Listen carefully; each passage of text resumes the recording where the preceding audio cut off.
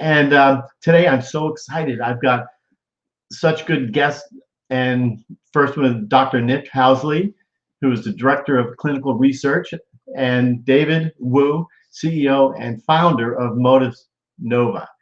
And I will actually, we'll be discussing a lot of things, what this is all about. And but anyway, let's just bring on both David and Nick, and we'll start the show. Good morning, gentlemen. How are you? Very well. How are you, Jerry? Hi, good morning. Yeah, good to have you here. I'll bring up some of the comments and we'll start. But I see that Serena is from Nova Scotia, Canada. Good morning, Serena. Nice to see you. And so, yeah, before we start, maybe we'll wait some more viewers to come in. But I can see quite a bit are coming in.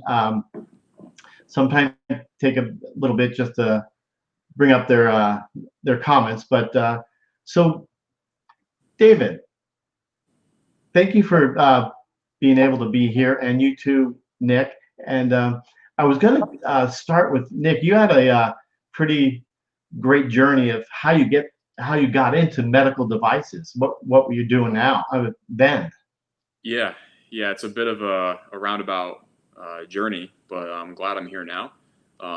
So kind of started out actually as a professional cyclist for many years. And then I actually myself had a traumatic brain injury, which got me really interested in the process of recovery.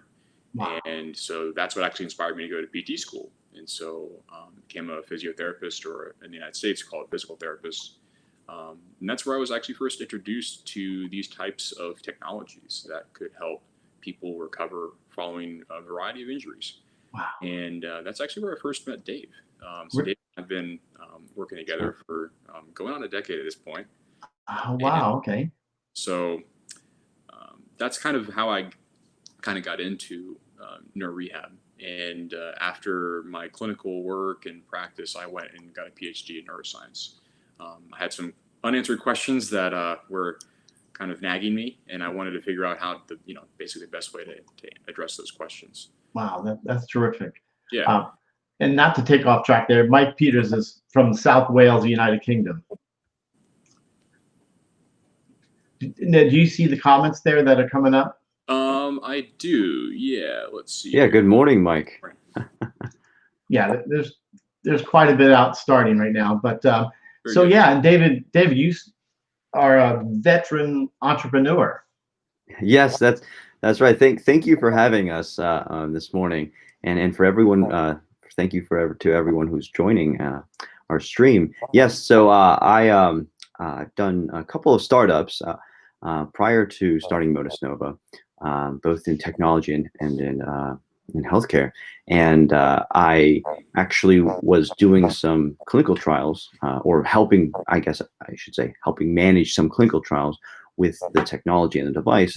And these trials were actually specifically for rural veterans that had trouble seeking care with their recovering from their stroke.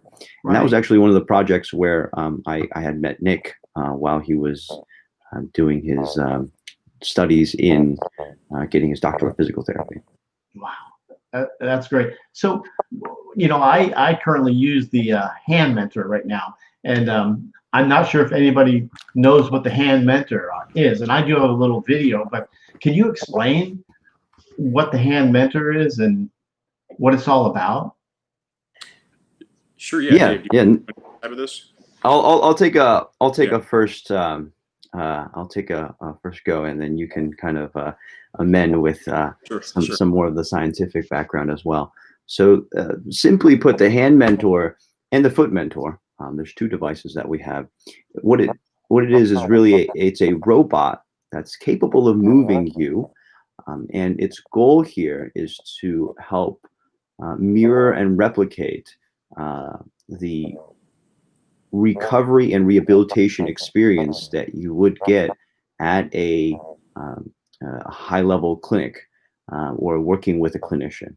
And essentially, it's a programmable robot that is able to take in the movements, the commands of a skilled therapist, and be able to work with you one-on-one, at home, so that you can get all the hours of rehab that you really need to make those gains and to rewire those connections to bring back that function. Right. Yeah, and I'll quickly just expand upon that a little bit. And it's not only a really powerful interventional tool for you to recover.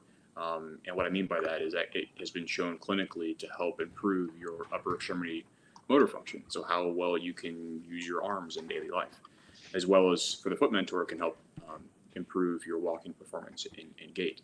But it's also for the therapist out there. It's a really powerful tool to help them evaluate your current status, so that way they can tailor and custom make a program for you to help you where you are on your path of recovery. Yeah, exactly. And Salute saying rewiring is so important. So her husband, they live in Inglewood, California, but her husband had a stroke 2015, and she is amazing caregiver. So I just want to bring that up too. And also, I have a video here that, and I'll turn off the sound, what shows the hand mentor and the foot mentor. So I'm hoping everybody can see it. Can you see that, everybody there? Nick and David, can you see that? Yeah, I can see that. And I use that right there, hand mentor. Yeah, so this walk you through.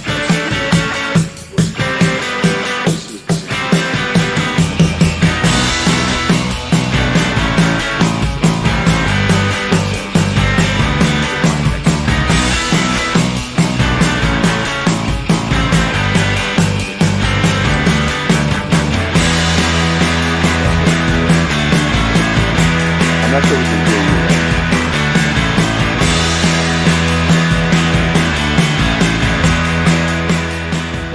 Can you? I can hear you now, Jerry. I think. Okay. Yeah, I took myself off there, but That's okay. But yeah, that's absolutely that hand mentor, because I haven't used the foot mentor, or device, but it really is. I used it the first time, and it actually tired me out. Mm-hmm.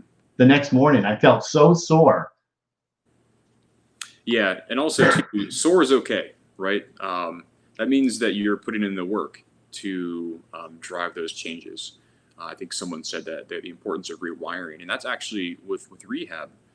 That's probably one of the only ways that we have now to actually rewire your brain, and that is to do the physical movements that you want to be able to operate in the world.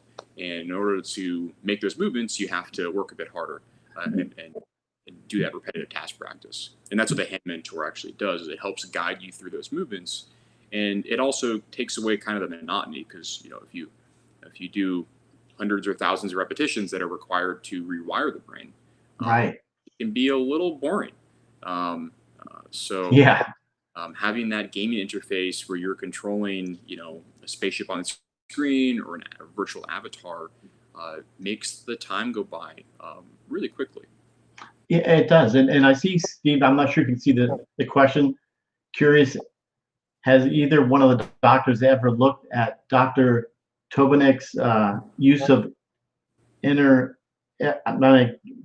I can't read it, but I know it's very expensive and not 100%.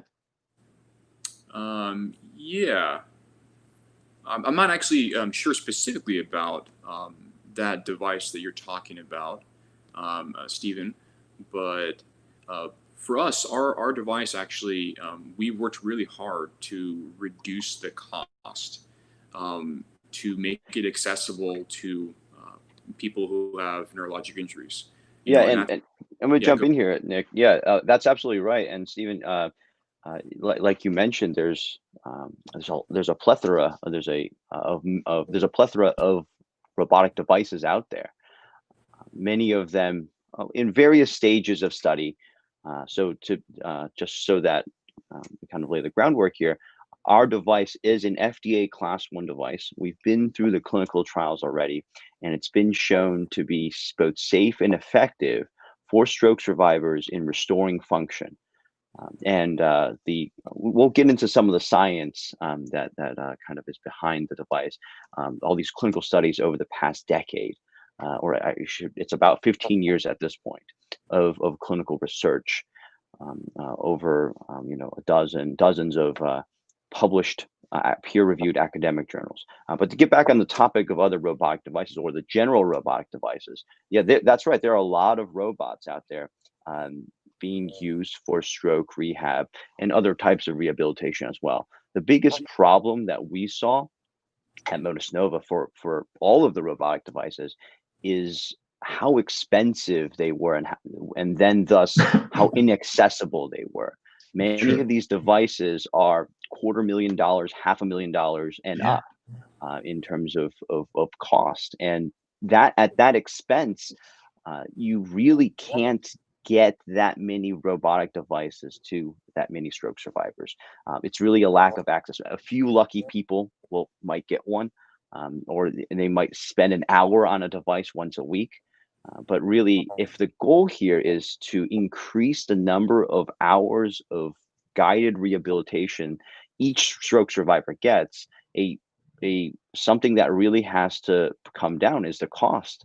To a degree where then it actually is affordable for everyone. So that's something that we've been working on over the past 2-3 years, on bringing, like Nick said, bringing down the cost of our device from something that was in the range of a $20,000 device to something that is now something like $80 a week.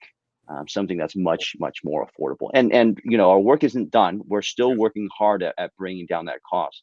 But you're absolutely right. The expense is when you're looking at a robotic device, you not only doesn't have to work, it also needs to be financially accessible to actually make an impact for stroke survivors. And that's actually one other large shift too that we've made over the past 2 years, is going away from a straight purchase price, which is what clinics or hospitals would typically do, to something that is more in line with the needs of the stroke surviving population themselves, and that is you can use it for as long as you're seeing benefits. We don't think it's appropriate to force someone into purchasing an entire device when they may not need it for longer than 4 or 6 months or something like that.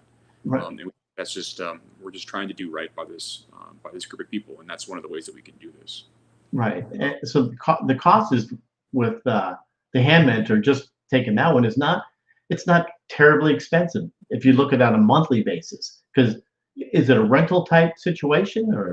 Yeah, exactly. So it's we call it a subscription service. Yeah. Okay. So it's you can think of it kind of like that, as a monthly subscription. And so basically every month you can assess, hey, do I want to continue using it? Am I still seeing benefits? Am I still liking engaging with it? You can do that on a monthly basis. And just to add on there, the device is still available for purchase for those that it's not like we're trying to hide the device behind some kind of monthly fee. No, that's not really the goal of the monthly fee, is to make it more accessible for individuals. And this kind of goes back to Nick's point of we're not looking for people to outright buy this device if you only need it for 6 weeks or 3 months or 6 months, whatever that period is for your recovery. After you're done, we'd love to get that equipment back, refurbish it, strip out all of the contact parts, put in the new parts that we need, and send it to someone else. That way, one device can help several stroke survivors, rather than just being stuck in a closet somewhere after someone's done with it. That's one way. By dividing up that cost, that's one way that we're trying to bring down the cost of this new technology so that more stroke survivors can get it. Right. So Serena is asking, you see at the hand mentor, do you have to have an open hand? Because I saw that question, and I also want to make sure that I address a couple other ones that I saw here about. Let's see. there was one about the sabot, whether it was kind of compared to the sabot. And so I'll first just address Serena's question. So thanks so much for that. And I think what you're referring to is this idea of a flexion posture that often happens after a stroke. Yeah. Where you have potentially this sort of supination and this Yep. finger flexion, sort of, it's called DIP, or distal interphalangeal flexion, kind of looks like this. Right. We have people who have engaged with the device successfully with a variety of levels of impairment in the upper extremity, all the way from what's classically called sort of flaccid paralysis, where there's maybe no muscle tone at all the way up to very, very high levels of tone in their upper extremity. It takes a little bit of time to get used to putting it on, but that's sort of dependent on how much tone you do have.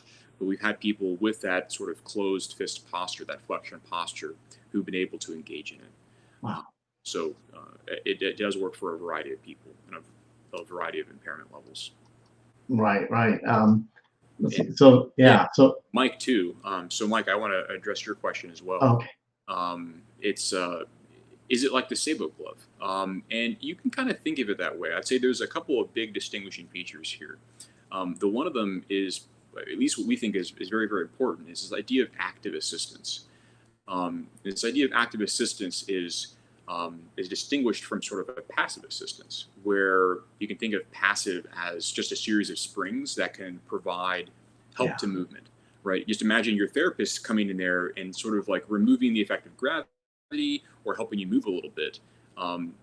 The therapist can do this actively. They can dynamically tell how much help you may need during a range of motion. But with a spring, the way that springs are designed, they don't actually do that. They can only provide a set level of assistance throughout a range of motion, and that may not be the best for you. As you say, maybe early on in that flexion posture, you may need a lot more help to open up, reduce that tone, and then that ability, we wouldn't want to constrain you by providing too much assistance later on when you have reduced that tone, because then you wouldn't be getting what I like to call is the sufficient stimuli. You have to be working hard enough, and if there is too much help from a device, then you're not going to be doing the work yourselves, which is the thing that's going to drive the changes in your brain. Yeah, so this dynamic is really, really important. Yeah, I just want to emphasize, like Dr. Nick said, how important this distinction between passive and active devices. A passive device just has springs inside. It's not trying to figure out how much assistance you need and adjusting to that. It's just a set spring with a set amount of force. You could think of it like a stretch band or any of these other types of assistive devices. Our device is different from that. It's the hand mentor and the foot mentor are active assistive devices. They have sensors on board that is constantly detecting how much assistance the user needs, the stroke survivor needs, and then adjusting the assistance to be appropriate for that. Sometimes that's more, sometimes that's less. And this is just like a real physical therapist or an occupational therapist would do in a clinical setting. It's really important that the amount of assistance is appropriate, because that's how we create that learning. That's how we make progress. If we help too much, then your movement will actually be overshadowed by the assistance, and you're going to hit this cap, and it's not going to be something that's maximally effective for you. So again, the passive devices, I wouldn't consider them robotic devices. I would just consider, we consider them just passive spring devices, as opposed to an active assisted device. It's a robot that's making decisions depending on the needs of the current user. Right. Yeah, and I also see Stephen here. So I know we had that question earlier from Stephen Albright. Thanks for clarifying that situation for you. Yeah, there can be a lot of challenges trying to interpret what's kind of online. I think that is a challenge for anyone who's a consumer of medicine. And I think we do our best at Motus to really present the facts and just present the evidence. And we know that people will do their due diligence and look into this. And for us, we rest heavily on the scientific support and the scientific foundations that the hand mentor has. And I think, as Dave mentioned earlier, The very first study, the very first clinical study, was published back in 2003 with regard to the hand mentor and its sort of origins. And we've been engaging with independent academics and scientists since that time. And so we are really well entrenched with evidence, and we even when it comes to these sort of larger interpretations from organizations like the AHA, which is sort of the American version of the American Heart Association. They have a stroke consortium that makes guidelines, recommendations for sort of best practices. And in that sort of criteria, they define robotic devices that are these types of active assisted devices as being what they say is level 1A evidence, which is going to be the highest benefit to risk ratio, and it has the most evidence behind it. So you can see that kind of matrix in your mind of like the top left quadrant is the best sort of care that you can do. And the robotic devices that Motus has are in that category. And so hopefully that addresses that issue there of the evidence supporting the device. Yeah, and I can speak because I've used the device. It's above me here, and I used it at least probably once a day. And someone asked me, does it use? You put your hand in and it just moves it? But you know what? It helps, but it helps with range of motion, and you have to use it. At least for me, hopefully I'm saying that right, because I know from my experience, I put my hand in and I use it, and especially if I'm using the ping pong or the different games. And I tell you, it really helps quite a bit. You have to use your hand to help for range of motion. And so I suggest this for anybody that can. It's really not that expensive. I mean, the grand scheme of things, like you said, I've seen so much devices out there that are so expensive. And when I go to therapy, I've been going to therapy 6 months a year for 9 years, except this year because of the pandemic. And most of the therapy tools they have are like handmade. The therapists make these things, but this is pretty amazing what I've used so far. So I really advise anybody that's interested to at least try it out. Yeah, well, that's great to hear, Jerry. Yeah. And I want to tack on real quick about you're talking about that the gaming, that entertainment side to it. That's something that we stumbled upon over the clinical studies that we did, the clinical work we did with universities and with clinicians. It started really as just kind of these lights, these two columns of lights that you were trying to match one column with the other, and one representing your movement. And that actually inspired us to get into these video games where we are taking your movement of your hand or your foot and mapping that onto a spaceship. So you're dodging asteroids, or you're shooting enemies, or any other types of these games. And kind of conceptual, I mean, in hindsight, it all makes sense that was a big leap in helping people stay motivated to do their rehab. Of course, hindsight is 2020. And I think the analogy that I would use is a lot of stroke survivors are told, this rehab is going to be a marathon. It's going to be thousands or tens of thousands or hundreds of thousands of repetitions over the next, not weeks or months, but many times years. And that sounds really daunting, a really large number. You have to do all of these repetitions. But then if you look at someone that plays video games, or any of us that use a keyboard, right? We use a keyboard every day in our lives. If I told you that over the next, year or several years, you're going to have to hit a key millions and millions of times, or hundreds of thousands of times, that sounds really boring and monotonous too. But the difference with playing video games is, it's the same 8 buttons on that control pad. But because you're not staring at the control pad, your mind is in this virtual space, in this virtual environment. It doesn't seem so monotonous that you have to do these motions over and over again. It feels like you're doing something new every time. You're flying a spaceship, you're flying a hot air balloon.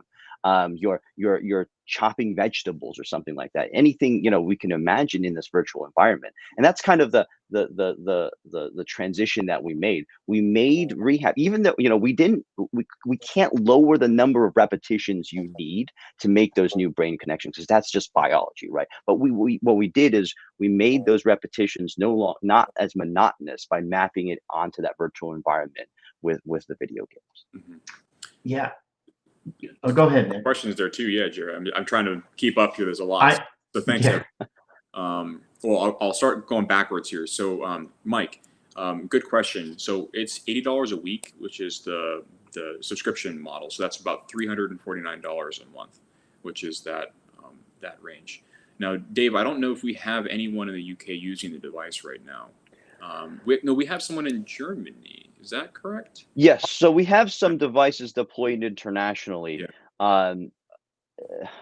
And the lawyers are all up in arms about. There's all these import-export rules. It's quite challenging to get a device across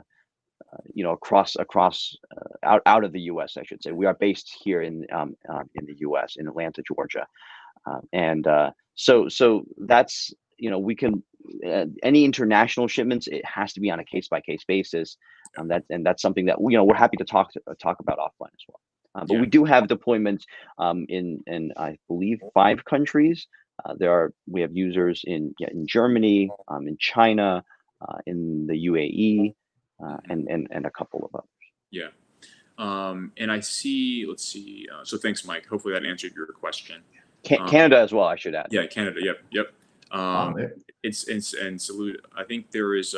This is a really. I think. Did you have the question earlier about active assistance? How much assistance is needed? Let's see here.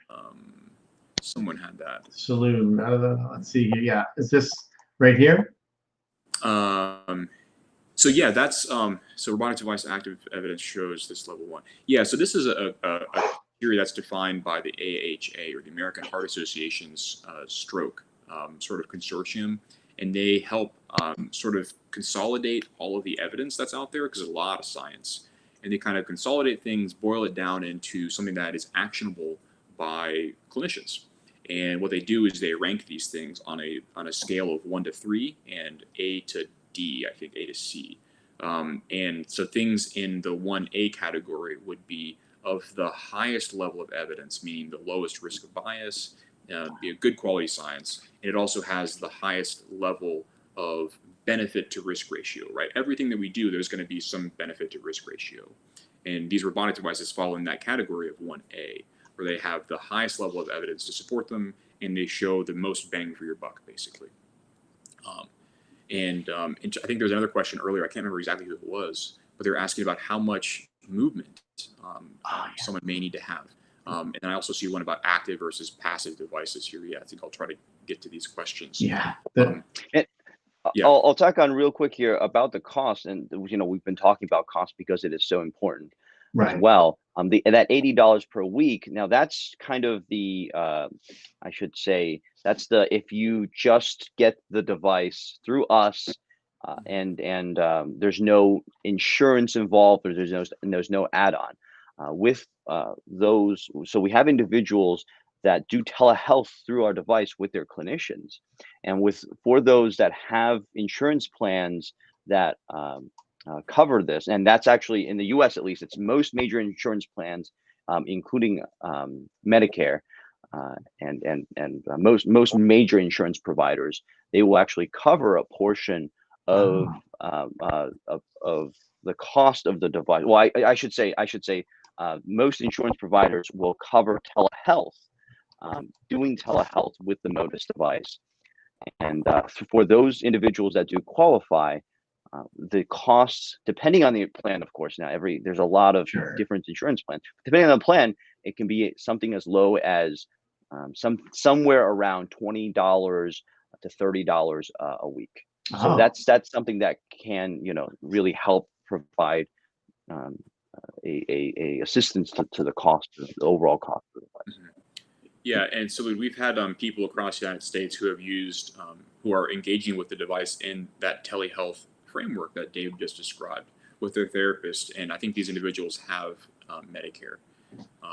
And I don't know specifically about Kaiser. I think there are a few people using that have Kaiser third-party payers, but again, there's a lot of differences at each state level, at least in the United States. Yeah. And so we're happy to talk offline and try to figure out what exactly those costs would look like for you in your unique situation. Yeah. And a lot of people are still saying, $80 a week or $350 a month or 300. That's still a lot of money, and it really is. And that's still something we're actively working on, reducing the cost of the device. We're trying to do that all of the time, because we've seen, Nick and I have personally seen, we have a lot of users that have great experiences, making great progress on the device. The biggest barrier to the hand mentor and foot mentor helping more people is, I feel, the cost. And so we are still actively working. You can feel assured that we're still trying to bring the cost down, and we have come a long way from a $20,000 medical robotic device, where at that price we still had individuals buying it, but we're talking about very few lucky individuals that can do that. We're not there yet. We're still, $80 is still high a week, and for some individuals that can get it for $20 or $30 from with the help of that telehealth through their insurance, that's great too. We want it to be as low as $10 a week, but that's something that's going to take time. And so that's something we're continuing to work at. Yeah, and I think one sort of quick addition to that is that we are committed as a company to making all of those reductions translate and be transferred straight to the end user, whether that's the stroke survivor or their care partner that is helping them engage in this. And so because we are firmly committed to getting the device to as many people as possible, because we know it will help them. And we think about cost as a cost per week, and that makes a lot of sense, because especially for the individuals that are on fixed income, or have something like that, it's a you get your income at a weekly basis or a monthly basis. So we do like to think of cost that way, but there's really another way that you can think about the cost of the device, and that's the cost per hour of guided rehab. Then that's I mean, at the end of the day, it's the number of hours or the number of repetitions that you do, number of movements that you do, that best predict how much functional gain that you're able to get. And even if it's, as a comparison to something that might be low cost, if it's something like $10 or $20 a week, but if you're only getting half an hour or an hour of rehab from that $10 or $20, that's actually quite expensive. With our device, because it's at home, because it's available on demand at any time, a lot of our users end up getting far greater number of hours of rehab and amount of repetition and task practice towards your functional recovery than if they needed to visit a external location or go somewhere. And that's typically something like 2 1-hour sessions a week, 2 hours a week. And so on our for many of our users, especially our power users that are using it more than an hour a day, relatively speaking, the cost per hour of rehab comes down to something like $10 per hour. And that, compared to a lot of other types of rehab out there, it's something that's, if you think about as how much money it's going to be for me to actually make those gains, it's definitely something that's very cost effective. So who is a good fit for the hand mentor? Yeah, this is a good question. I think there's a couple that are kind of in this vein. I was just sort of scrolling back. Yeah, go through, please. Make sure we please. didn't miss anyone. I know this is kind of along the line of Bryce's question a little bit earlier. About he says he can only squeeze his hand. I think after 12 years of stroke, and I think this is something that's really important to distinguish too. Is that who is a good fit? And when it comes to a couple of really important parameters, one of those is how long you are post-stroke. And the device, the Motus hand mentor device and the foot mentor devices have been studied in rigorous clinical trials with people who are chronically impaired, or who have chronic impairment. And so that actually, I think, extends out many, many years after diagnosis. I know this is a little bit different than the sort of classic interpretation from maybe some of the various medical organizations. They say, hey, if you know, at 6 months, this is kind of what you have. We know from the evidence that this is just not the case. It turns out that it does require work, but you can still make meaningful improvements long after a stroke. Years after. Years after. Oh yeah. And so Yeah. So thanks, Bryce, for that question. I think it is really important to highlight that that you can improve even 12 years after a stroke.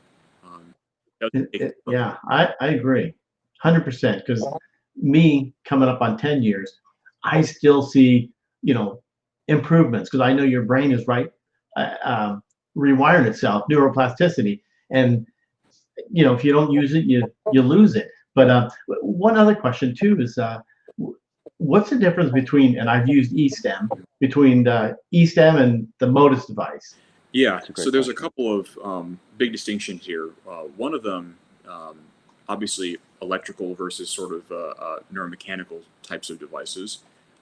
The eStem devices rely on sort of, I'm going to use the word exogenous. Basically, it's external support of electrical current, right? You apply a pad on the surface of your skin, and that passes current through your muscle and contracts them. Now, I'd say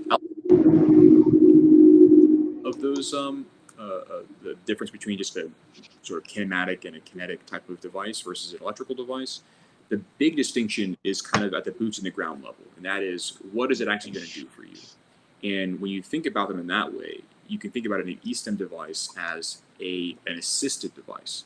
This is put on, and you can immediately gain some level of increased function. And that is what the science says. I'll be the first one to admit that. Now, and that's different, distinctly different than a repetitive sort of device like we have, repetitive task practice device, which is designed to be a therapeutic device, an interventional tool. And the nuance there is not so subtle when you consider what happens when you take the eStem device off. You very rarely will have carryover effects. And so you have to have the device on in order for you to get benefits from it. Whereas for us, our end goal would be you use the device as much as you can to get as good as you can, to get as much improvement as you can, and then never have to use the device again, right? We want you to have those persistent effects and maintain that improvement long after you send the device back. I think that, like Nick said, the biggest differentiator here is the source of the electrical signal. For an eStem device, right, our muscles are activated by these electrical signals. And like Nick said, for an eStem device, the device itself is creating those electrical impulses to activate your muscles and to create that movement. And you see that movement immediately. It's kind of like instantaneous gratification, right? You hit that eStem device, it sends that electrical signal, and your hand or foot, your limb will move. But the source of that electrical signal is this device. And once you take it off and you lose that source, you're like Nick said, there's very little evidence that supports there's any or much carryover effect to actually you having improved. Now that's different from our device or other repetitive task devices that are therapeutic in nature, where we're not providing the electrical signal. We're training your brain to create those electrical signals so that the gains that you make are long lasting, that when you take off the device, you're still capable and continue to make those able to make those functional movements by sending those signals with your brain. So over time with an eStem device, you're kind of, you get better immediately, but that's where you are. The device is essentially stepping in and creating these electrical signals for you, versus in a therapeutic nature, what we are trying to do is over time build up greater and greater function, so that you can start somewhere, and over time you can reach gains that you may not be able to with just doing an eStem device that's not helping you increase your function over time. And I'd also say too, just as a point of clarification, these things are not necessarily mutually exclusive, right? That's right. They can be used in conjunction with each other, right? You can imagine being an eStem device, the sort of many people following stroke will be really familiar with an idea of foot drop, right? You can use an AFO, which is sort of a passive device that just makes you have that dorsiflexion, or you can use one of those active Easton devices that detects whether your foot's in the ground, and it will help you dorsiflex. So you can use that in parallel while you're trying to operate and go about your daily life, and then you can use something like the Foot Mentor to help build up that reservoir of functional capabilities like Dave was talking about. So they can be used in conjunction with each other. It's just, it's a matter of the long-term sort of goals. And if you, and then also trying to layer in the considerations for financial considerations, basically. Whether or not you can afford 2 devices and then what your end goal is. Right. Yeah, that kind of goes into, I was trying to go back and get Debbie's question too here. Okay. Debbie, it looks like you had your son had a stroke. He's at 1.5 years after the stroke. And this is, just like we were addressing Bryce's question earlier, there's really no time but the present to start. I think you can still improve, 1.5 years after stroke, many years after stroke. And so I think, for you with the foot drop, then the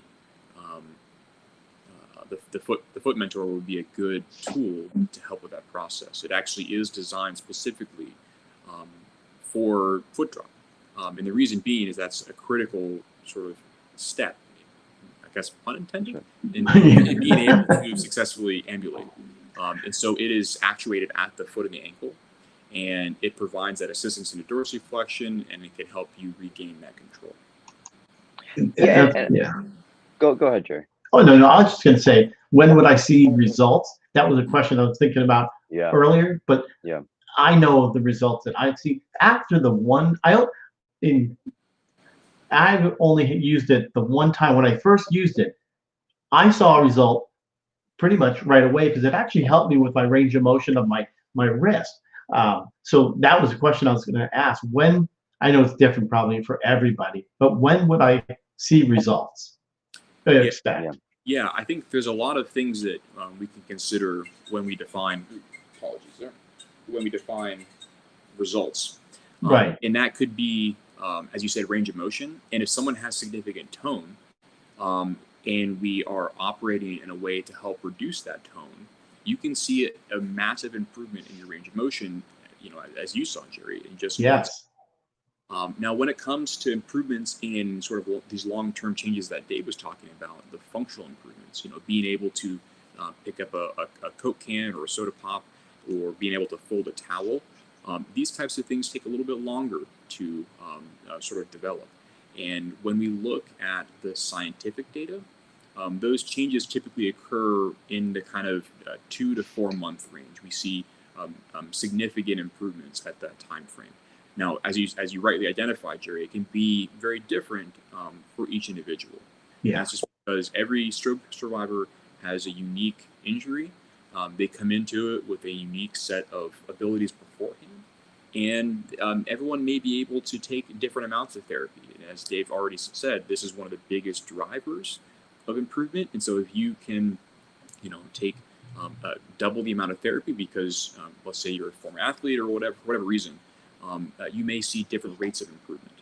So all those factors considering will help sort of predict what the timeline may look like. And this kind of goes also back towards why we wanted to do a subscription model, rather than having to force our customers or our users to buy the device outright, because it's so difficult. Every stroke is different, so difficult to predict how much or for whom the device, the hand mentor or the foot mentor, these devices are appropriate for. So, that's why, we think that also the subscription model keeps us honest as well, because we have to keep delivering on those gains. And kind of that means that, we're really like a team. We're in this together. Every step of the way, we're here to try to help you maximize the recovery that you're getting and to get as much function back as possible. And I actually right now we have I think this note from our marketing team that we are running a promotion where you can get your first month of rehab on the device for completely for free. I think we're planning on talking about that maybe at the end of the show. So stay tuned for that. But it's basically a rehab challenge. If you do enough number of hours in your first month on the device, you can get your first month of rehab. You can get your first month for free with the hand mentor or the foot mentor.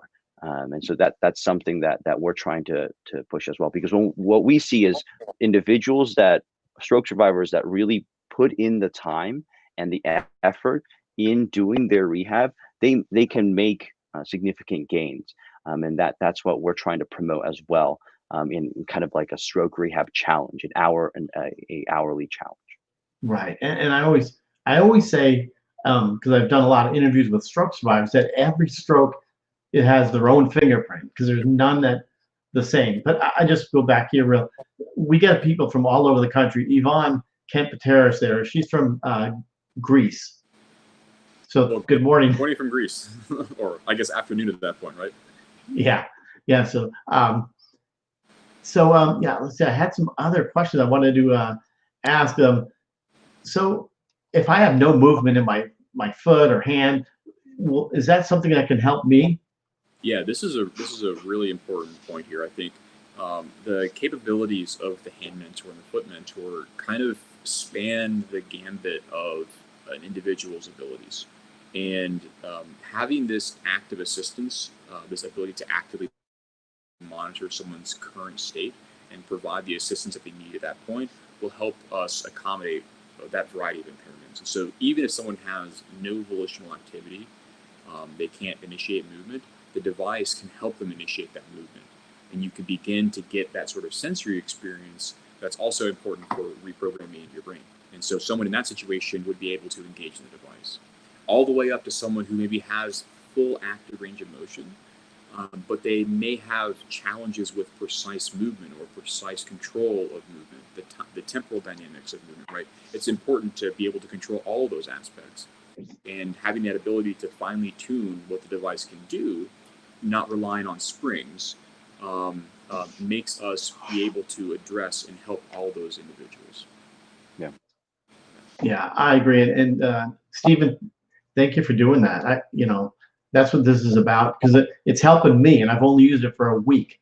So, kudos to you both for being on the show to help. Like, I don't know if it's marketing your stuff, but it helps stroke survivors, and it helps brain injury for rehab, and it's really important, because I'm trying to improve myself daily, and I do stuff all the time. And for me, I'm doing really good as far as my walking. And then January 29th, I fell and broke my hip. So it's just, so now kind of like took a little back, but I'm positive, and I know in a while I'm gonna call you if I can rent the foot mentor, because I think that would really help me too for my hip. Yeah. That was actually one of the questions too. Is I think someone had earlier. Could you switch back and forth between? Yes. Another question there. Can you switch between the foot and the hand? Absolutely. And that's an easy fix, actually. The whole thing doesn't have to come back. It uses the same sort of computer display, that virtual environment. So the only thing that has to be switched out is the device that goes on you. And that's pretty easy. Same sort of interface. Yeah, and that's another question that we get. You don't need your own computer. The thing comes, the box comes with a monitor. It's kind of completely self-contained. There's nothing you need other than maybe a table and somewhere to plug the device into. And so it does come with its own. It's a 23-inch touch screen. It's great.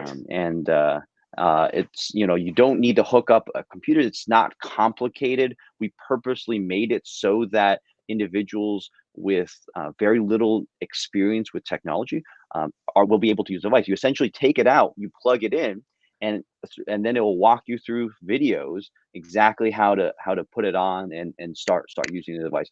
most of our users are able to, start doing rehab within the first 30 minutes, 20, 30 minutes of opening a device. And then, of course, we're always available, via call, and we're happy to video chat or phone chat or whatever, or through email, however, to help people get the device set up. But that's not something that we've had trouble with, and we've had users as young as 10, all the way up to as old as I think 97.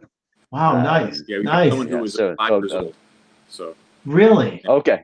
Well, this is a good question Melissa has here too, because I think I know the answer to this, but you could probably say it in more technical terms than I could. Sure. Yeah. No, this is exactly like that CPAP sort of model where we're monitoring with high fidelity. So something on the order of 50 times a second, we're able to monitor where you're moving and how much force your body's putting out. And that data is then used to not only program and help construct that virtual environment that you can interact with, but it also gives us some indication about how your movement is progressing, how your recovery is progressing. And this is how we can help fine tune the level of assistance over time, right? Because as you improve, if we continue the same level of assistance, you may not get, as I said earlier, that sufficient level of stimulation. And so we need to be able to accommodate that. And as you improve, the device is going to go in lockstep with you and improve. Yeah, and I would say the data is kind of like, you could think about it like a coach, right? Like if you're a baseball player, you get a coach that helps you with improving your swing or whatever that may be. The coach doesn't step in and swing the bat for you, right? The coach doesn't step in and help you do the movement. What the coach does is makes sure that the exercises and the training that you're getting is appropriate and maximally effective in making those gains. And that's kind of what the data helps the device do. There's a onboard AI that essentially recognizes how much assistance you need and gives you that appropriate amount of assistance, like a good coach would step in and give that help. At the same time, it'll, on an individual basis, it can, within a single day or within a single session, it can determine how much assistance you have. But then it can look over time. Maybe, you need more assistance, on a Tuesday or something like that. We can look at how days, or even within a day, how much, 30 minutes in, maybe you hit a plateau, and that's a time where you need the more assistance. Or maybe 15 minutes in is your max, that's when your performance is highest, and we can actually give you the greatest challenges as well. And that's a time that we need to push you. And then maybe 40 minutes in is a time where we need to kind of take a break a little bit. So just like a good coach makes a good training regimen, this is kind of how the data that we get from the device drives the best way we can give this course of rehabilitation. And then all of that is put into a report that is given to the stroke survivor and their caregivers. And this is another motivational element. We can actually tell you how many degrees of range of motion you have from week to week, rather than what is very typical in kind of in-person therapy, in physical occupational therapy, where you think you're getting better, but there's really no direct measure of how much you're getting better. We find that when we're able to tell people that, you've gotten 12% or 8% more range of motion between last week, between last month, or six weeks ago, that's something that keeps people going to do their rehab, so that they can hit that next level and get a new function back or do something new. And also want to just acknowledge too that there's this, I love this, the community in the stroke surviving communities, that all of this information that is learned about any individual person is also disseminated to help other people. That's right.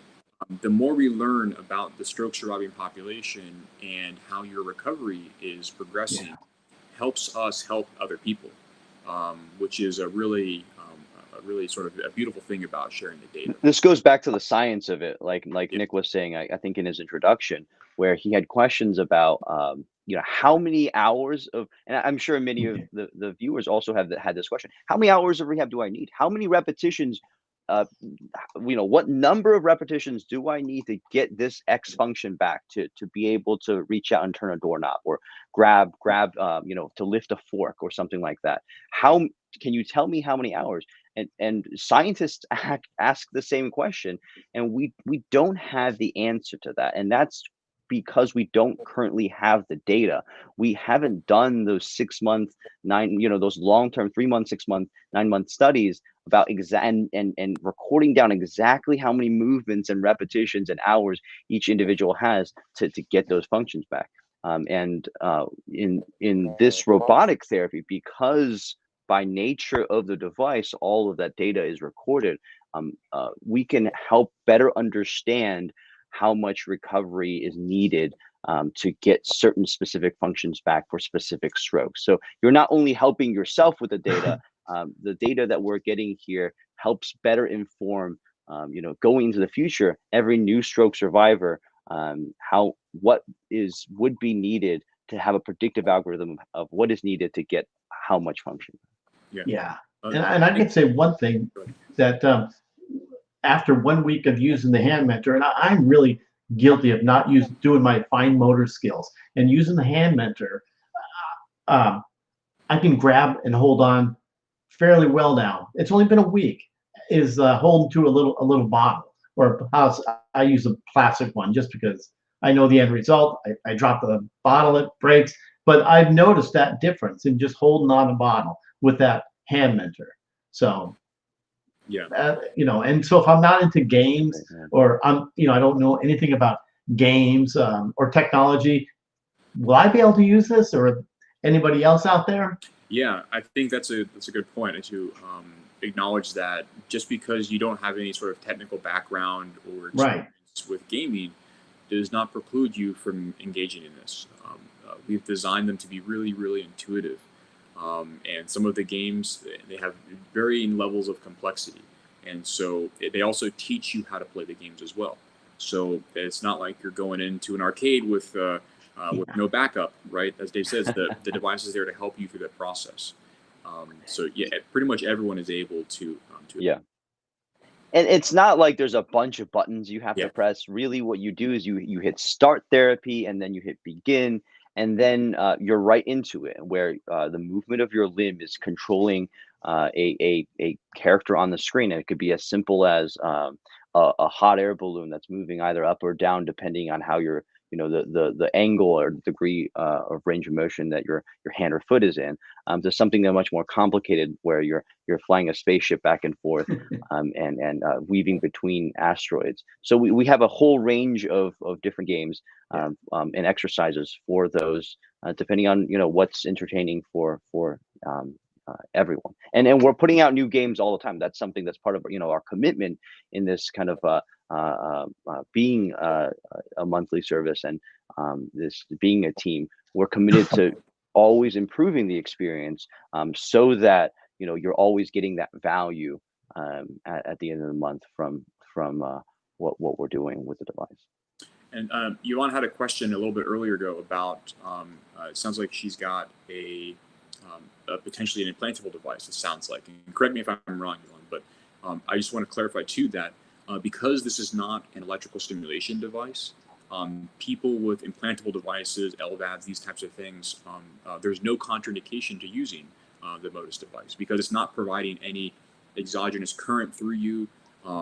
And so it's safe and effective for those individuals who do have these types of devices that would otherwise preclude them from doing like an MES device or a functional electrical stimulation device. Yeah. Also, so I know we're getting close. There's still, you can see this, so many questions.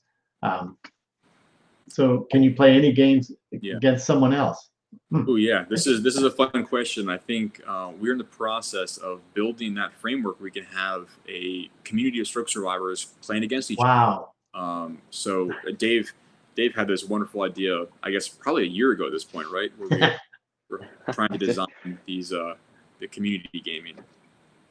Yeah, so we have actually some of the testing software that we have things like leaderboards, high scores, and you can kind of relative to each other, you could kind of have some healthy competition between you and the other users. And we're also we have kind of these live sessions that we're planning Yeah. on doing as well, where multiple users can sign on and join into a simultaneous session. Now, everyone's going to be on their own devices, but it's going to be synchronized as if we were all in a class doing the exercises together. Mhm. And that we're very well aware of and looking into how we can help improve the experience through this kind of social gaming Mhm. types of experiences.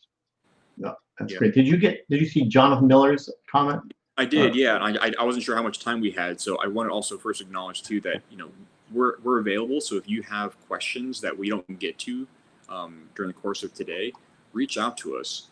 We're really available. We're really happy to engage with anyone and address all these questions, or potentially even come back, Jerry, and do another. Yeah. But so let me just quickly address Jonathan's question here. It sounds like you have some significant spasticity in your left side. And are you still able to engage the device? And yes, we talked about this a little bit earlier. You might not have been in the room for that, but the device is able to help provide assistance and help reduce that tone. It has a active assistive pneumatic device, a pneumatic actuator on it, basically a muscle, and this can help reduce the tone following stroke. And we're able to track not only the improvements in your range of motion, but also the improvements or the reduction in your tone over time, because we can actually monitor the forces that are put out by your muscles and the changes in the ranges of motion. So those two things together give us a really good idea about how your spasticity or tone is changing over time. Yeah, we could go on for another hour. But I know that you had, or was it David or Nick? Someone wanted to say something near the end. Yeah. As we're wrapping up here, I do want to mention that we're running a limited time rehab challenge, a stroke rehab challenge, where we challenge you. Well, if you're a stroke survivor, we challenge you. If you're a caregiver, we challenge a stroke survivor, your stroke survivor, or if you know a stroke survivor, we're challenging you to do 25 hours of rehab on guided robotic rehab on our device in the first month of receiving the device. And I think we think you'll be surprised at what 25 hours of intense guided high repetition therapy can do for your gains. And if you meet that challenge, if you do that 25 hours, if you hold up your end of the bargain, your first month, that month with that device, where you've had that device, is completely free. That's so we will pay for the cost of the device. And this is really kind of well, first off, we think that we know that there's a lot of stroke survivors out there that have gotten discouraged from the system. They've done a lot of things. It's been very expensive, and they really haven't seen a lot of gains. And so we kind of want to take this new tact where we're putting ourselves out there. If you're we can't do we can't do the repetitions for you. We can't do the put the time in for you. That's something that you have to do as a stroke survivor. But if you're willing to hold up, that side of that end and put in the work in that 25 hours, we're going to do everything that we can do, which is provide the device. We'll ship it to you for free. We'll pay for that first month of that subscription cost. And that's kind of the 25-hour challenge that we're currently running. It's a limited time. Depending on how successful it is, it's a limited time offer that we're doing. So please, go to our website, motusnova.com. If you know someone that's a stroke survivor, please let them know. There's really no strings attached. If you can put in that commit that time to it, There's no cost to this, and if we can make some great functional gains, or if we can make some gains, that would be fantastic. And if not, then that's fine too. The device is not for you. Every stroke is different, and it's not going to cost anything, as long as you participate in that challenge. Yeah, that's terrific. We appreciate that, and again, I thank you, both of you, to be willing to be on the show, and it really means a lot. And I'm using currently the Hand Mentor, and I use it all the time. Believe it, I'm get tired, and I have some pretty good range of motion, but it actually helps my brain, the way I'm like I have to pay attention to a lot of different things that are like the music part of this device. And wow, it gets me. And it's so for neuroplasticity, for me, I feel it's made me a big difference already. So I want to use it more and more and more, but you get tired, but it's awesome. That's great to hear, Jerry. Yeah, and we want to work you hard. That's really the goal here. It's not going to be a cakewalk. We'll definitely promise you that. That's not the goal, right? We want to make sure that your exercises are challenging and appropriate for you. Something where you're working at a very high level, and at the end of the day, it's gonna tire you out. But that's how that you've put a good hard day's work in, and that's where we see the most gains. Yeah. So any last words for you, Nick, too? And I real quick is everybody, you can see the crawler underneath, the phone number, the website, email. Check it out. It's pretty amazing. This equipment is just, you're not going to be disappointed at all.